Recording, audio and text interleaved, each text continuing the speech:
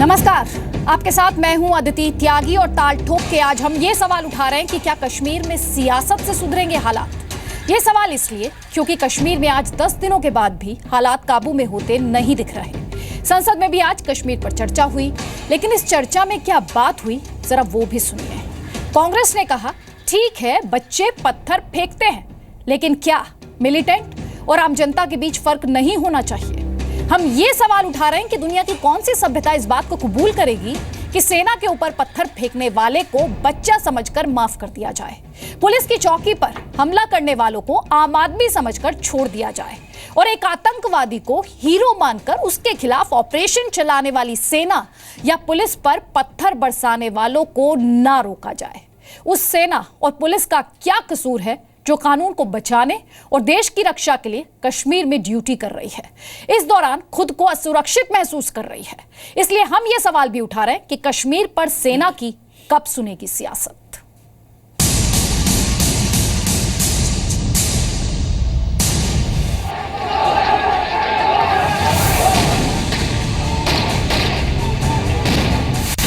Militants पहले भी मरते थे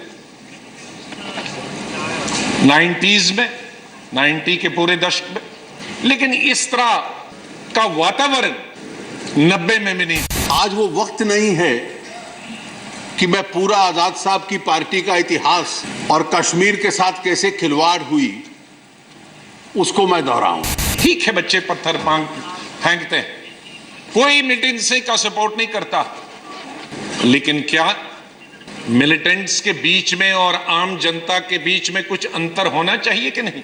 जब हजारों की संख्या में लोग आकर उनके ऊपर पुलिस चौकियों पर थानों को जलाने लग पड़े और आतंक मचाने लग पड़े, तो स्वाभाविक है कि ऐसी घटनाओं में कोई ना कोई कार्रवाई तो होगी। कोई भी देश ये अनुमति नहीं दे सकता कि देश की एकता के ऊपर प्रहार करिए और देश देखता रह जाए। जो वातावरण 1.5 साल से बन रहा, वो वातावरण हमने नहीं बनाया, सीपीएम ने नहीं बनाया, बीएसपी ने नहीं बनाया, समाजवादी ने नहीं बनाया। इस स्थिति को बिगड़ने का मूल कारण टेलीविजन पर दिल्ली में कोई कार्यक्रम आ जाए और जिन लोगों से हमारा मतभेद है वो लोग उस कार्यक्रम की चर्चा में शामिल हो जाएं, केवल उसकी वजह से स्थिति बिगड़ गई, ये अपने आप को हम धोखा देने का प्रयास न करें। एक लावा एक ही दिन में नहीं आ जाता, एक ही दिन में वो समंदर से पानी को ऊपर उछाल के नहीं आ जाता। ये वही लावा था जो जमा हो रहा था।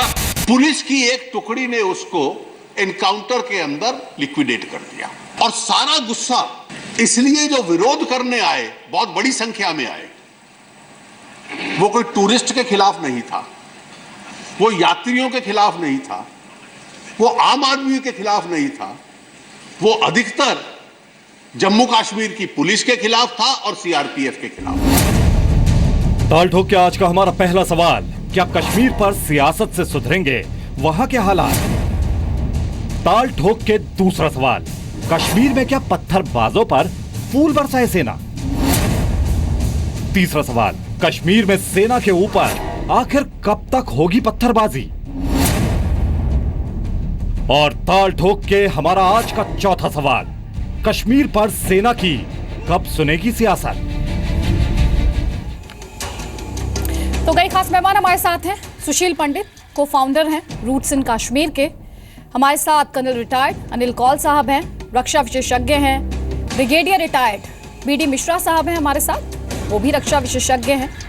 रविंद्र शर्मा साहब प्रवक्ता हैं जम्मू कश्मीर कांग्रेस के और संबित पात्रा प्रवक्ता हैं बीजेपी के।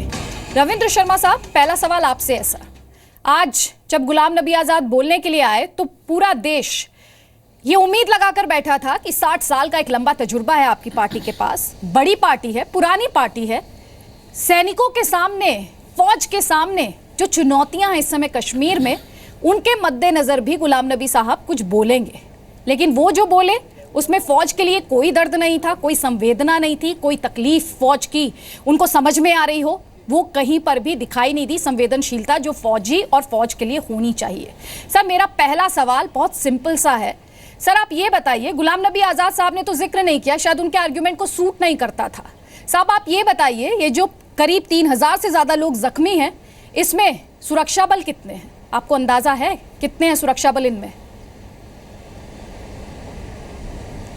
देखिए, बात यह है कि पहली बात तो यह है कि सबसे पहले मैं जहाँ तक समझता हूँ गुलाम नबी आज़ाद साहब ने ही कहा था कि बुरहान वानी एक मिलिटेंट थे और उनकी किलिंग जो है वो एक मिलिटेंट की जैसे किलिंग होती है वो किलिंग हुई है सिक्योरिटी फोर्सेस के हाथों में। और उन्होंने ये भी कहा है कि उनकी हमदर्दी में जो प्रदर्शन जो जिस तरह से किया जा रहा है वो गलत है।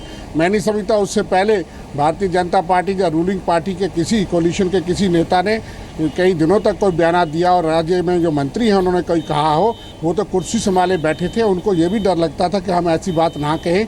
इसलिए टेररिज्म पे कांग्रेस का स्पष्ट रूप है कि हम टेररिज्म के खिलाफ खड़े हैं और हम इस वक्त भी ये महसूस करते हैं कि पाकिस्तान जो कर रहा है, टेररिज्म जो हो रहा है, उसके खिलाफ हमारा क्या रोल है और सेकुलरिज्म भाईचारे के लिए क्या रोल है। लेकिन साथ ही साथ जो हकीकत है कि पिछले कुछ अरसे से जिस तरह से वार्निंग सिग्नल्स आ रहे थे, जिस तरह से आईएसआई और पाकिस्तान के फ्लैग हर शुक्रवार और वक्तन फवक्तन चढ़ते थे, जो हमारी पॉलिसी यहाँ पे सरकार की रही है उनकी कोई दिशा और दशा नहीं थी, जो सिग्नल्स को इग्नोर किया गया।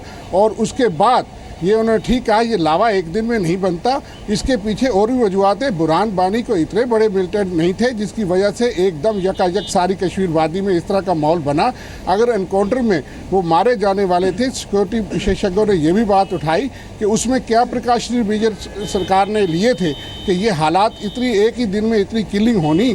और अफजल गुरु की फांसी भी सरकार ने डील की, उस वक्त कितनी किलिंग्स हुई। इसलिए इन सारी चीज़ों के सवालात तो बाद में खड़े जरूर होंगे और जो हालात बन रहे थे उसके लिए कौन जिम्मेवार है। और जहाँ जम्मू कश्मीर के हालात और पाकिस्तान जिस तरह से खुलम खुला सर आपसे प्लीज हमारे दर्शकों को बताइए, कांग्रेस पार्टी लगातार इस पर चर्चा की मांग कर रही थी, आज गुलाम नबी आजाद वहां पर बोलने के लिए खड़े हुए। क्या आपकी पार्टी को इस बात का इल्म है कि जो 3000 से ज्यादा लोग इस समय घाटी में जख्मी बताए जा रहे हैं उनमें फौजी कितने हैं? क्या आपकी पार्टी से कोई गया अस्पताल में उनका दुख दर्द जानने के लिए, या गुलाम नबी आजाद साहब को सिर्फ वही व्हाट्सएप, वही सोशल मीडिया के मैसेजेस दिखते हैं जो कि अब एक तरफा तस्वीर पेश करते हैं? फौजियों की किसी को चिंता नहीं है। आप कहते हैं आप टेररिज्म के खिलाफ हैं, क्या आप फौज के साथ हैं? मेरा सवाल ये है। बिल्कुल बिल्कुल, ये मुझे बताइए कि टेररिज्म और फौज के साथ क्यों नहीं। जब आज़ाद साहब ने पहले बात ये वक्तव्य दिया और उससे पहले मैंने कहा किसी जो देशभक्त लीडर हमारे वो सामने नहीं आए। और मैं ये भी कहना चाहता हूँ, कल भी हमारा नेतृत्व जो है केंद्रीय नेतृत्व अंबिका सोनी, सलमान खुर्शीद जी कश्मीर आए, उन्होंने फीडबैक दी, मीडिया को फेस किया। सरकार तो मीडिया को भी फेस नहीं कर रही, मीडिया को गैग लगा दिया, केबल टीवी बंद कर दिए। यहाँ सिक्योरिटी फोर्सेस के हम तारीफ करते हैं कि वो टेररिज्म का, आतंकवाद का मुकाबला आज से नहीं 26 साल से कर रहे हैं। लेकिन कहीं ना कहीं चूक हुई है कि आज पाकिस्तान भी शरेआम खड़ा है। हमारी लाहौर डिप्लोमेसी कहाँ गई, हमारा 56 इंच का सीना कहाँ गया, कश्मीर वादी में आपके क्या संकेत मिलते रहे और उसके संकेत का सरकार ने क्या निचोड़ निकाला और क्या कदम उठाए। इसलिए इसमें कोई दोहरी नीति नहीं है। आज भी जो बीजेपी और पीडीपी के अंदर के नेता हैं वो क्या बयान देते हैं, हिना भट्ट जी और बेग साहब, वो भी जानने चाहिए। और उसके बाद जो सहयोगी दल हैं, भारतीय जनता पार्टी के जो दल हैं, उन्होंने क्या कहा स्थिति पे, अमरनाथ यात्रियों के साथ क्या हुआ, उसको भी उस पर सियासत कर रहे हैं। मैं उस सियासत पर आऊंगी, आप फौज को लेकर मेरे सवाल का जवाब नहीं दे रहे हैं। कि देखिए, यहाँ तक फौज का सवाल है, हमने कब कहा, हम हमेशा कहते हैं कि फौज और सिक्योरिटी बेरहमी ने मिलिटेंसी को कम्बैट किया के साथ। गुलाम नबी आजाद साहब ने लफ्जों का इस्तेमाल किया है। सर ये मेरे लफ्ज नहीं है।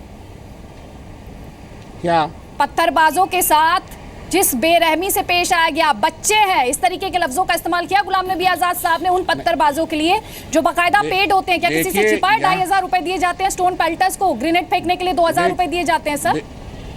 और क्या ये भी एक बड़ा फैक्ट नहीं है कि स्टोन पेल्टर्स की आड़ में आतंकी होते हैं जो ज्यादा से ज्यादा कैजुअलिटीज कॉज करना चाहते हैं? देखिए, यहाँ तक आतंकवादियों का सवाल है, उनके साथ कोई सख्ती और नरमी की बात नहीं है। लेकिन ये भी नहीं भूला जा सकता कि वहाँ बच्चे भी अंधे हुए हैं, वहाँ 150 के करीब जो बच्चे और वो लोग जख्मी हुए हैं और जो लोग मारे गए हैं। नहीं बता रहे, मैं आपसे इतनी देर से मतलब करीब 8 मिनट से मैं आपसे पूछ रही हूं कितने फौजी हैं वो इंजर्ड हुए हैं, आप नहीं बता पाएंगे, बीडी मिश्रा साहब बता देंगे। ठीक है सर, ठीक है, देखिए, मैं समझ गई। पत्थरबाजों को भी तो छोड़ने वाले, पत्थरबाजों को छोड़ने वाले भी तो यही सरकार है। उसको सवाल क्यों नहीं करती है भारतीय जनता पार्टी? और इनको जिन्होंने पत्थरबाज इस बहाने पे ईद पे छोड़े हैं वो यकायक फैसले लिए जाते हैं। इसलिए इनसे सवाल तो आज केंद्रीय सरकार, राज्य सरकार ने उसको देना है इन चीजों पर।